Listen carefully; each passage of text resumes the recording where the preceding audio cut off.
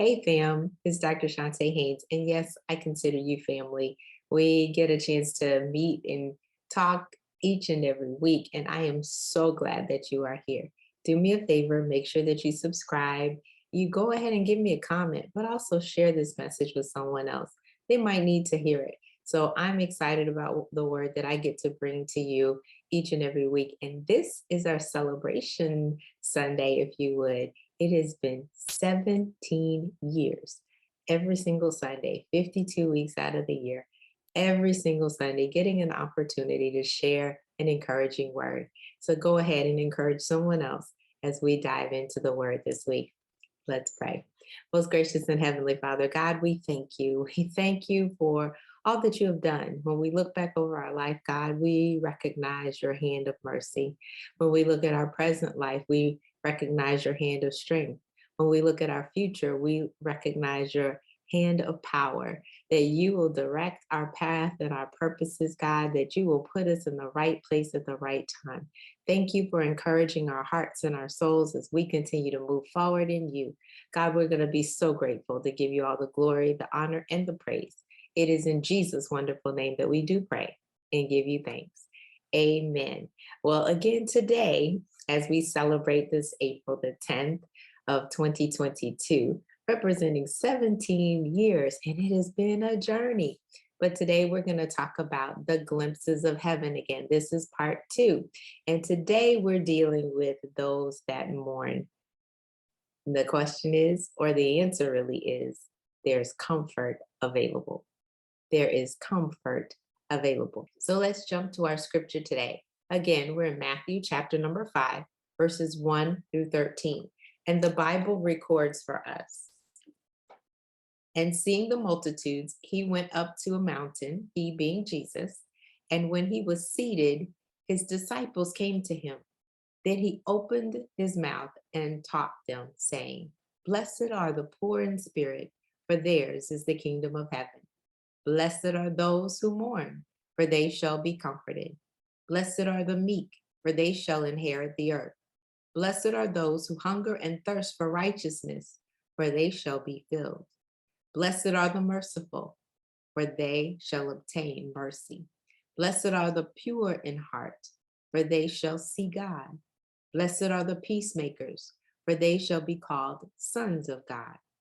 Blessed are those who are persecuted for righteousness' sake, for theirs is the kingdom of heaven.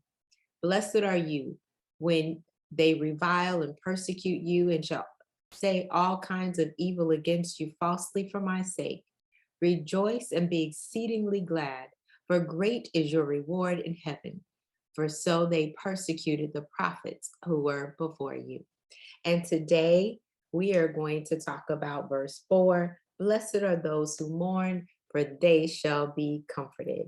Comfort is available. Comfort is yours. Last week, we talked about the fact that we were poor, but not poor. We looked at the poor in spirit, and we talked about the fact that even in the Psalms, we'll find that it'll start off one way and then end up another. In the Psalms, they might start off feeling sad or lamenting, but end up saying, we should trust in God or we should hope in God. And so now we come to this passage that says, Blessed are they that mourn. And I'm going to be honest with you. When we look at it, we say, if I'm mourning, how am I blessed? If I've lost something, how am I rejoicing? How can I rejoice when there's so much sadness, so much downtroddenness? And when we look around the world today and we recognize the global pandemic, the fact that we haven't been connected so much, there's a reason for us to mourn. The fact that we've lost so many loved ones that we didn't expect and it felt untimely to us. There's a reason to mourn. The fact that we don't have the same level of activity in our bodies because we're not moving like we used to. We don't have the flexibility. We're stiff. We're hurting. We're sore. Those are reasons for us to say, oh, wow. Or even if there's additional diseases now in our body and we're just not understanding, how am I going to rejoice? You're probably saying to me, well, the Bible says you're blessed. And remember, we talked about finding treasure in our circumstance on the application for the podcast. Yes, we want to find treasure in the circumstance and even in the circumstance of loss. That's a tall order. Well, guess what? I know what I'm talking about. I did say 17 years ago, we started this ministry. And not long after we began the ministry, well, let me back up. The ministry was started because I found myself in the hospital with my middle daughter for quite an extensive period of time. And in that timing, I could not get out to service because I was at the hospital with her. And yes, I was poor in spirit during that time because I needed the encouragement that I would get from the word. It would invigorate me, but I was lacking that. And then shortly after we began the ministry, that's how it was birthed. But shortly after we began the ministry, we started in April, but in September, my daughter passed away. It'll be 17 years in September. In the midst of that, it didn't stop me from wanting to continue to do the ministry that God has given, which is the ministry for the hospital, Mercy Ministry. But now He's opened up doors so that you can also watch this message. You can also hear an encouraging word every single Sunday. You can get application on Thursday, Friday, or whenever the podcast drop. You can get that information because He started something that He has not told me yet to stop. Had I been wallowing in the fact that she was no longer with us and then we stopped the ministry after just a few months, we would not be here today. Am I blessed? Yes. Do I miss her? Sure, I do. Do I know where she is though? Absolutely, I do. So in the morning, we can find the loss. Yes, we can see that that part is prevalent, but there's also some blessings, some collateral beauty, as I like to say, that goes along with the collateral damage. It's just a matter of what you focus on. Well, the Bible says, blessed are those that mourn. That means that you grieve or you're saddened or sorrowful. That's the definition of it. But the Bible also goes on to tell us that you can find joy in the midst of loss. You can find gleaning a gratefulness in the midst of grieving. You don't have to stay there. It is the decision that you do make. But let me just remind you of a few passages of scripture that you can go back and look at this juncture because I want you to be steeped in the word today as it relates to mourning. In Isaiah, the 51st chapter and the 18th verse, it is a representation of a woman who has lost a child. She is grieving. And we can see plenty of those opportunities today. You can also look in the New Testament. Remember the widow at Nain's son? Or even if you look at Lazarus, who was in the tomb, and the sisters, Mary and Martha, were like, he's dead. If you had gotten here, maybe he wouldn't be. But what did Jesus do in all of those situations? He showed up. One, he showed up and he brought the dead back to life. That was great. But they did have to die again. But he showed up to give joy, to give hope, to give an expectation that there is still something yet good. He is still ever present in the middle of it. He won't leave you alone. He says, those that mourn will be comforted. He is the one that provides comfort. And many times when I find that people are going through mourning, as I'm praying with them or praying for them, I'm asking God to wrap his loving arms around them and to comfort them because no one can comfort the way God comforts, but also no one can comfort the way someone can comfort who has already been through that same situation. So we recognize that we have an opportunity to give back and to pour into them.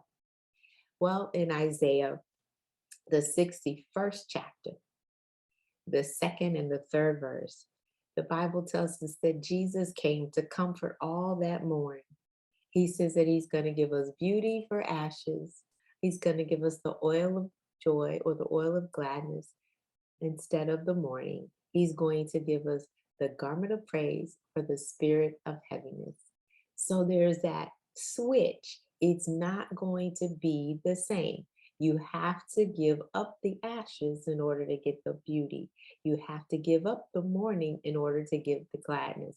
You've got to give up that spirit of heaviness to receive the garment of praise. And so we recognize that God is more than able to turn our situations around late in the midnight hour, early in the afternoon. He is able to do it all. So those that mourn are going to be comforted. They're going to find joy in the midst of their sorrow or their pain.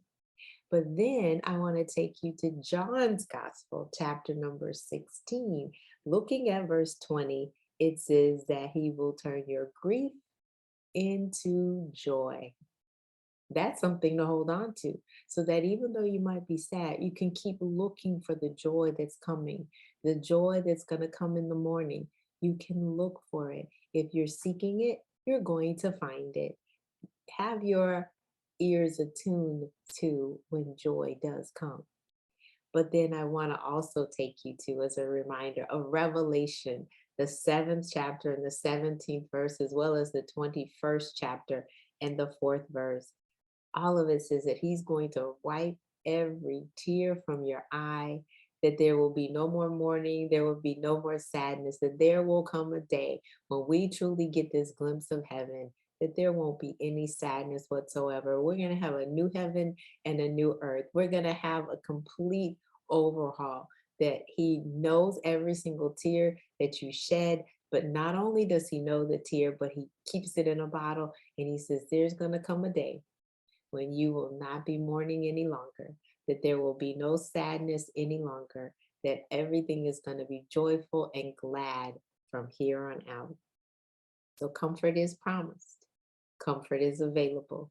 You can find joy in the midst of loss. Again, make sure that you're looking at what's left and not what left you. Look at what God is doing, and he's still working, not just what was in the past, because your future is still bright. Let's go ahead and bow, if you would. Most gracious and heavenly Father God, we come before you, and some of us come with heavy hearts. We come because there is mourning on the inside, that we've lost so much, that there is so much sadness. And God, we're being real and we're being honest with you, that we wish things were completely different. But we recognize, God, that even in the midst of our pain, you are there, that you truly are our Jehovah Shammah and you are our comforter. So we come to you asking for your comfort. We ask for your loving arms to hold us and guide us and lead us. We ask for your hand of protection to be upon us. We ask for your hand of guidance to lead us. God, we're asking for the support around us that we need, but we're asking for you to turn our mourning into dancing. We're asking you to give us beauty for ashes. We're asking you to give us the garment of praise for the spirit of heaviness. So help us to praise you, God, even the more. You've always been there in the past. There's been so many times that you have brought us through. All we have to do is look back over our shoulders and recognize that when we thought all hope was gone, you brought hope upon hope. When we thought everything was lost, God, you made a way. You were our bridge over troubled waters. You were our one that parted every single sea. God, we thank you for what you have done for us in the past, and we bless your name. Help us to be more grateful. Help us to honor you in everything that we do, God, because you have been such a good God. And Lord, in our present predicament, we recognize that there is still sadness. And yes, the loss and the void is really there. But we need you to fill that void. You promised to comfort us, and so we're asking you to fill the void. You fill every single need, and we should go without at all. We should never go without. And we don't, because you told us to be anxious for nothing. You told us to ask, and we will have. You told us to seek, and we will find. You told us to knock, and the door will be open. We're asking you to open the right doors for us, God. And for those who have left us, God, we pray for their souls. For those who no longer want to be around us or rejected us, we pray that you intervene in their life and their circumstance. And we thank you on top of it that this season we're going to hold on to your unchanging hand. That we're not upset that they left, but we're thankful for you, or thankful to you, that you have moved us in a different path. Sometimes putting us in a different room, placing us at a different table. But God, you're growing us. Thank you for the spiritual growth that is going to come because of this season.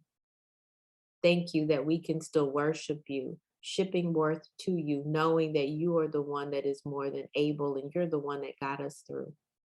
Thank you that we can praise you for our past, our present, and our future. Thank you, God, for reminding us to be grateful of what we have. Grateful that you've already shown up. Grateful for every single promise. Grateful that you love us. Grateful that you care about us. Grateful that you are concerned about everything that concerns us. Grateful that we can come to you and we can tell you all about our troubles and we can have a talk with you. Thank you, Lord, for your gratefulness, for our ability to be grateful. Thank you, Lord. Even in loss and even because of pain, we know that we're never alone or without your unchanging hand. We're careful, God, to ask for the Holy Spirit's insight and influence and comfort, to ask that he stand by and be willing to help us discern. We're grateful for what Jesus has already taught us, that we can continue to go back on and look at, and recognizing that because of him, we have relationship with you.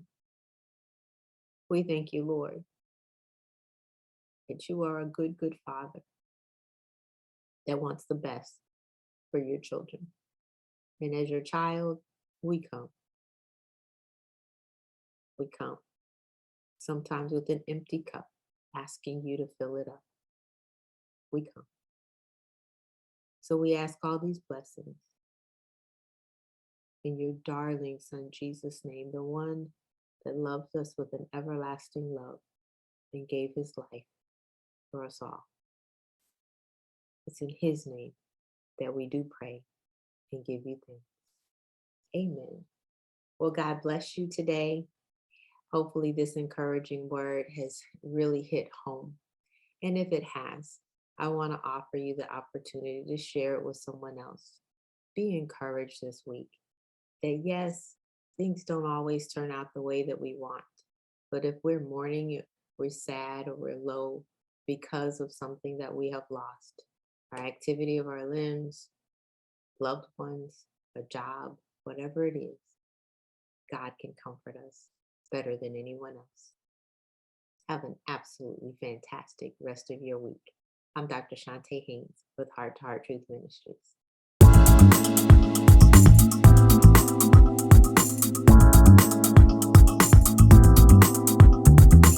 You can find us online at h2truth.org.